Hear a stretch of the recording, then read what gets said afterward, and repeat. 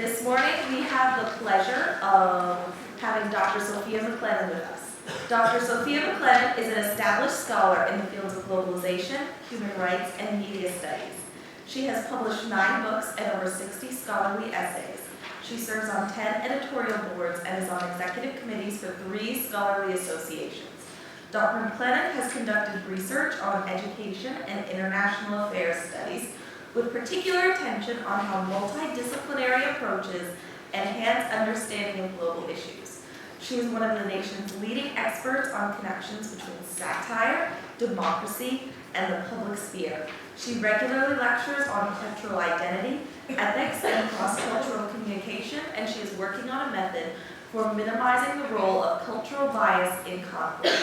Dr. McClennen teaches courses in cultures of globalization, human rights policy, cross-cultural conflict resolution, global media, the cultures of displaced peoples, cultural trade policy, and theories of globalization.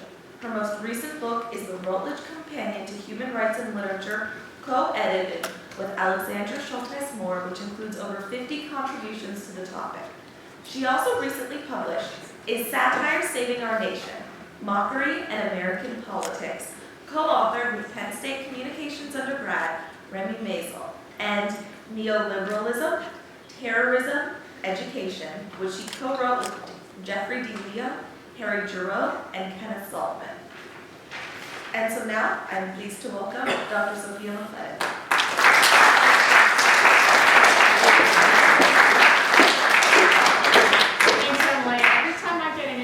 I always feel like I seem kind of crazy. So it's always a little disconcerting. So thank you guys for waking up so early. We're going to try to keep this as interesting as we can. So all of you guys are going to become teachers, right? Or you're already teaching. How many people are already teaching? Not yet? Everybody's pre-service? Okay. So regardless of where you're going to teach, right? No matter what, we need to be thinking about questions related to diversity. And often these are extremely difficult things for us to talk about because we sort of get awkward when we imagine that maybe we're not as nice or ethical as we hope to be. So one of the things I'm going to try to do today is help you sort through that, and then we're going to work on some specific ideas for things you might be able to do in the classroom. So again, we already think of ourselves as sort of global citizens that connect with people from a range of backgrounds. You guys go to Penn State, it's a pretty global university. We think that we're good at this. I think I'm good at it too, right? We all think, I'm not bigoted. So let's start off with just a couple of polls, which means that I need you to get out your cell phones. Yes! Your teacher's like, what? No, you can only text to me. Okay, so this is how we do it. You text the code you're choosing to this number, right? 747-444-3548. That actually is not my phone number. You pick your answer. How comfortable are you interacting with people from diverse cultures? So that just gives me a pulse.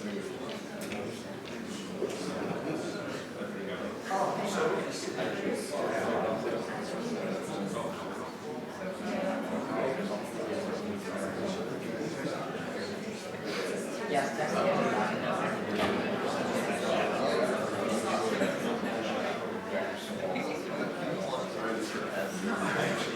Poll is closed.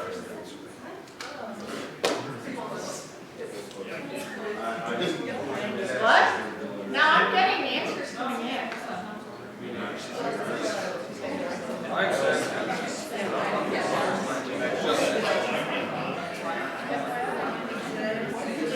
Is that working now? All right, I can't hear if you're talking to me. There's so much chatter. Are you good?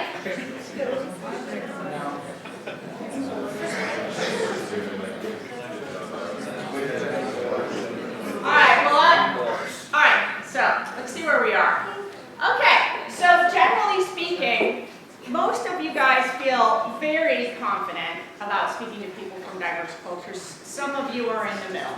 And almost nobody feels like,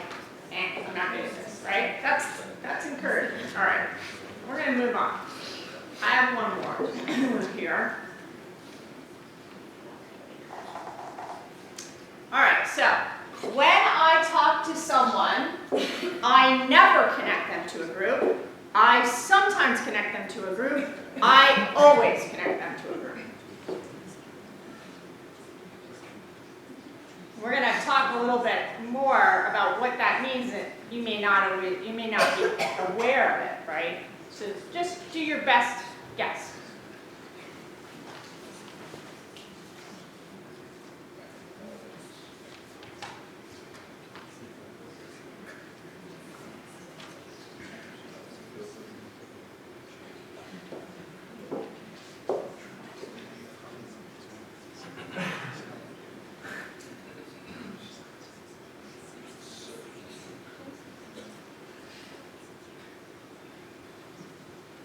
Okay, so most folks are putting their answer in the middle, right? They're not saying they never do it, they're not really saying they always do it, they're just saying that they sometimes connect them to a group. All right, so we're not gonna discuss this yet. We're just gonna move on. Think about what your answer was. Keep it in your head, and we'll talk about it as I try to talk you through some things. All right, so I'm going to get you to do a couple more polls because I need to see where you are right now on two more things. So again, we don't need to, I'm going to just then ask you, have you ever been the victim of discrimination?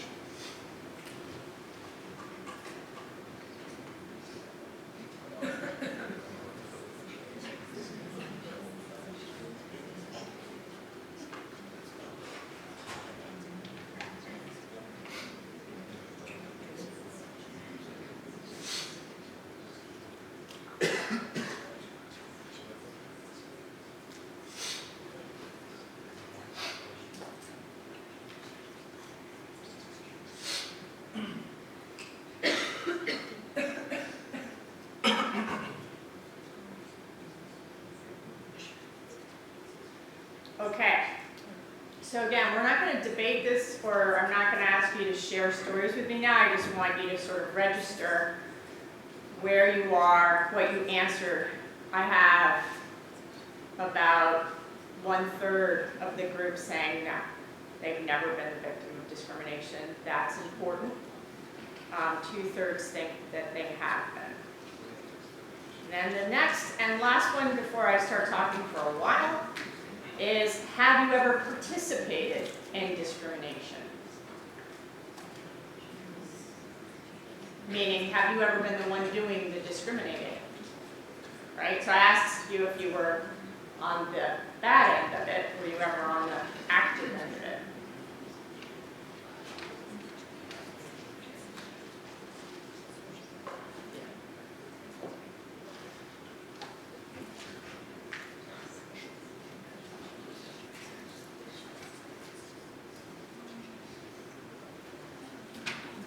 Okay. All right, so about 30% say nope, about 70 say yes.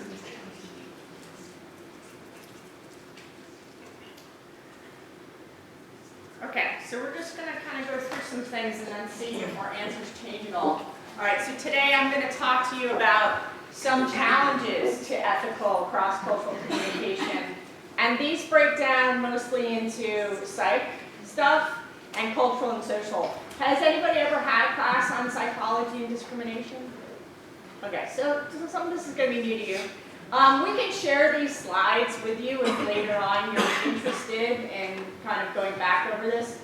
And then I'm going to talk a little bit about the challenges to diversity training. So a lot of us get diversity training today. There's many programs. Most of them, I'll be explaining to you, backfire. They're not good at what they do, and they make discrimination worse. So I'll talk to you about ways you can do things that are different. And so let's talk about the psychological challenges. There's a few key types of bias. This is the long list. I'm going to go over them. You won't be quizzed on this, nor do you need to remember the terms. let's start with this one called actor-observer bias. And it refers to the tendency to attribute one's own action to external causes while attributing other people's behaviors to internal causes. Let me give you an example. This is going to be something you'll see. All right, Emily and I take a math test, and we both fail.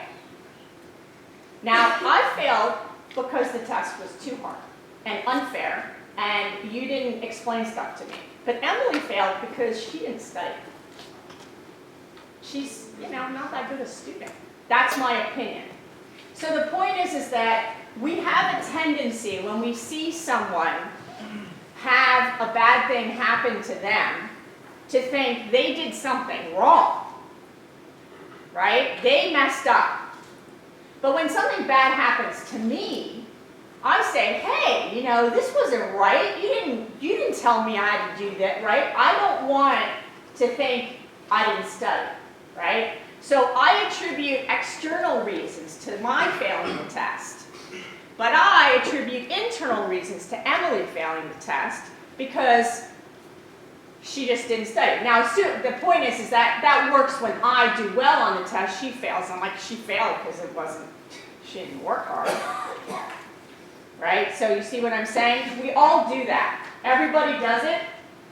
And so what happens is that we tend to think differently about bad things happening to folks, right? So what happens is that it becomes even more intense when the outcome is negative. So how would that affect us in terms of bias? You start to think that, look, this is going to happen across all people, but if you're from a group that has more challenges, then I'm going to think there's something wrong with your group. You see how that works?